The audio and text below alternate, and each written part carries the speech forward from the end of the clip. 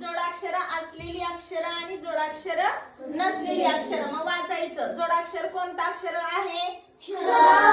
त्याच्यानंतर क वर रफार. त्याच्यानंतर क. त्याच्यानंतर प र य ला जोडलेला. ह ला र जोडलेला. त्यानंतर श्र. आता ही अक्षर जोडाक्षर नाहीत. हा ऋषीचा हे जोडाक्षर नाही. पुन्हा क ला वाटी असलेलं.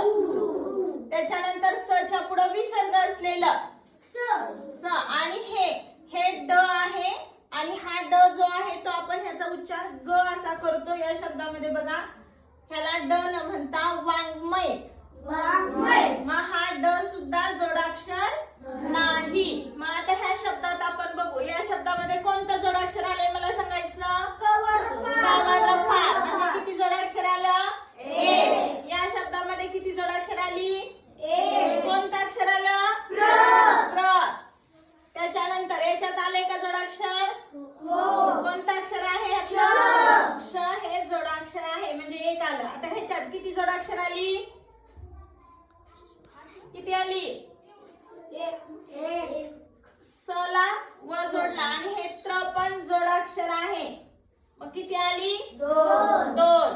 त्याच्यानंतर ही त प्र. त्याच्यानंतर श किती जोडाक्षर आली? दोन. त्याच्यानंतर याच्यामध्ये न्या आणि दुसरं रफार असलेलं जोडाक्षर आहे की नाही? मग किती जोडाक्षर आली याच्यात? त्याच्यानंतर आता याच्यात किती जोडाक्षर? श आणि त वर रफार असलेले. तला काना रफार म्हणजे दोन आली. याच्यामध्ये हे जोडाक्षर आहे का वाटी असलेलं? नाही. हे आहे. मग किती जोडाक्षर झालं याच्यात? एकच झालं. आता याच्यामध्ये एकच जोडाक्षर.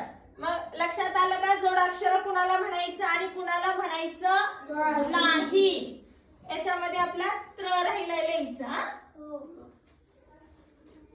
चला लक्षात ठेवलं.